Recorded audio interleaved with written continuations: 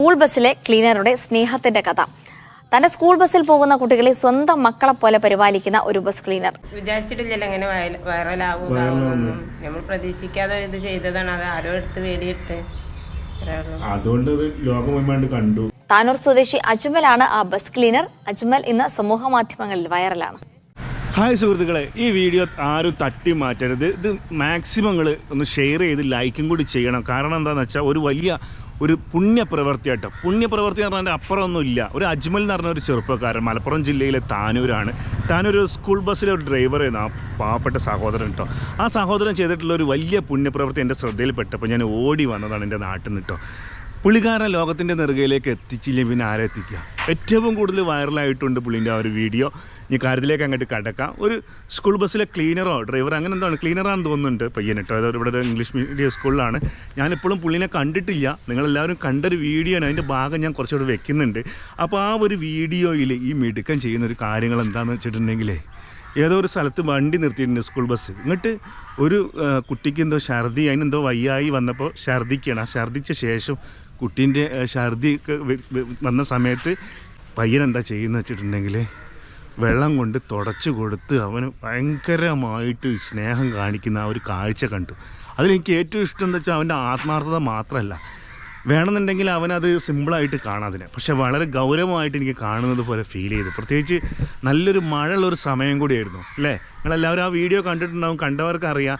അപ്പോൾ അവനെക്കുറിച്ച് കൂടുതൽ അറിയാൻ വേണ്ടിയിട്ടാണ്. ഇപ്പോൾ കുറച്ച് പേരൊക്കെ അവൻ്റെ വീഡിയോ എടുത്തിട്ടുണ്ടെങ്കിൽ പോലും അവൻ എവിടെയാണ് നിൽക്കുന്നത് എന്നുള്ള കാര്യങ്ങൾ ആർക്കും അറിയില്ല. ഞാൻ അങ്ങനെ താനൂരൊക്കെ പോയിട്ട് അവൻ്റെ അഡ്രസ്സൊക്കെ തപ്പിപ്പിടിച്ച് അങ്ങനെ ഞാൻ വന്നിരിക്കുകയാണ്. ഞാൻ അപ്പോൾ ഈ ഒരു സ്ഥലത്താണ്.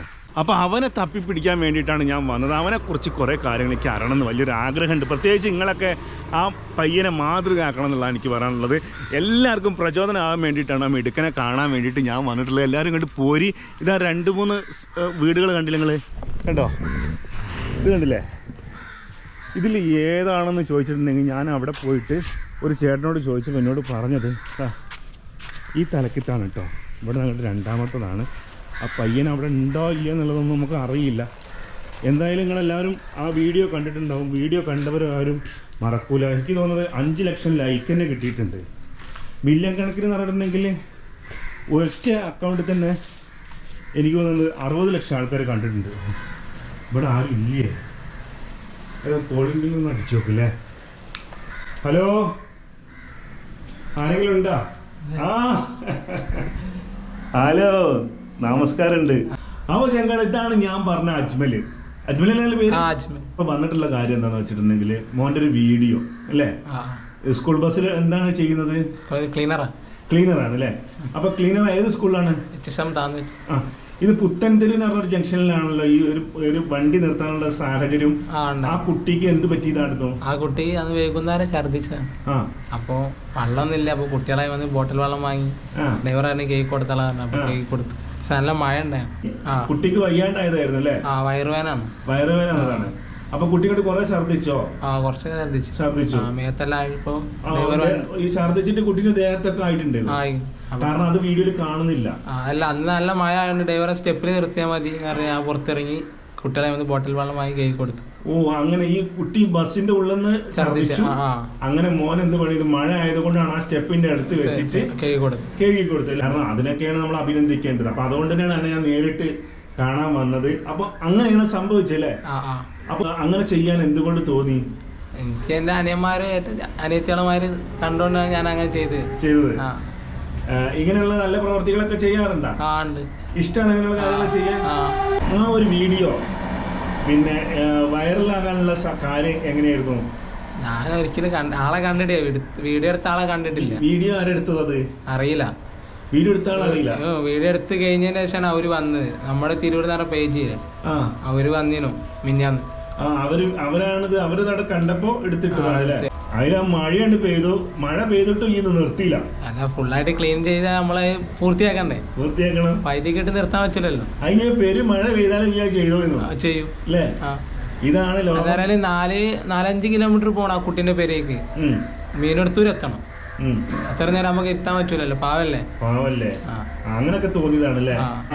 ഏത് സ്കൂളായിരുന്നു പറഞ്ഞു? താന്നൂർ HSM സ്കൂളില്. അവിടുത്തെ ക്ലീനർ ആണോ?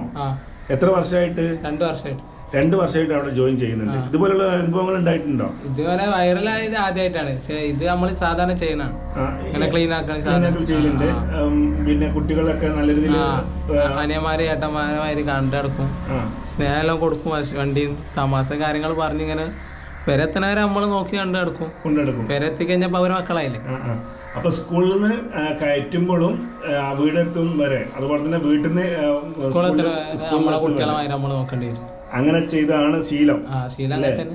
പിന്നെ ഈ ഒരു വീഡിയോ വൈറലായ ശേഷം സ്കൂളിൽ നിന്ന് ടീച്ചേഴ്സിന്റെ ഭാഗത്തു നിന്നൊക്കെ അവരൊക്കെ എന്ത് പറഞ്ഞു? സ്കൂളിൽ ഒരു സ്വീകരണം ഉണ്ടായിരുന്നോ? വലിയ സ്വീകരണം കുട്ടികളെല്ലാം അഭിനന്ദിച്ച്. അത് ശരി. പിന്നെ വേറെ എന്തെങ്കിലും കാര്യങ്ങളൊക്കെ ഫോൺ കോളുകൾ എന്തെങ്കിലുമൊക്കെ വന്നിട്ടുണ്ടായിരുന്നോ? സാർമാരെല്ലാം വിളിച്ചിരുന്നു. അത് ശരി. ഞാനിപ്പോൾ ഈ ഒരു വീഡിയോ വൈറലായ ശേഷം കമന്റ് ബോക്സിലേക്കൊക്കെ പോകുമ്പോൾ ഇവനെ കണ്ട് പഠിക്കണം, ഈ ലോകം, ഇന്നത്തെ തലമുറ ഇവനെ കണ്ട് പഠിക്കണം എന്നൊക്കെയാണ് പറയുന്നത്. അപ്പോൾ ആ ഒരു ഛർദിക്കലിൽ സ്വന്തം അനിയനെ പോലെയാണ്, ഒരു അറപ്പോ വെറുപ്പോ തോന്നാതെ സ്വന്തം കൂടപ്പിറപ്പിനെ പോലെയാണ് സഹോദരൻ. അതും പെരും മഴയും കൊണ്ട് ആ മഴത്തുള്ളി ഇറ്റിയിട്ട് പോലും ഇവൻ നിർത്തിയിട്ടില്ല. പക്കായിട്ട് ഇവൻ ക്ലീൻ ചെയ്ത് ഇവൻ വിശേഷങ്ങളൊക്കെ പങ്കുവെച്ചു. ആ ഉമ്മയോട് ഞാൻ കുറച്ച് കാര്യങ്ങൾ ചോദിച്ചു മോനെപ്പറ്റി. ഇവനെപ്പറ്റി ഒരുപാട് കാര്യങ്ങൾ ഉമ്മ പറഞ്ഞിട്ടുണ്ട് കേട്ടോ. ഇവൻ ചെയ്യുന്നത് ചില്ലറക്കാരനല്ല ഇവൻ. അത് അടുത്ത വീഡിയോയിൽ ഞാൻ പറയാം. ഉമ്മാക്കൊണ്ട് കുറേ കാര്യങ്ങൾ നമ്മളുമായിട്ട് പങ്കുവെക്കാം.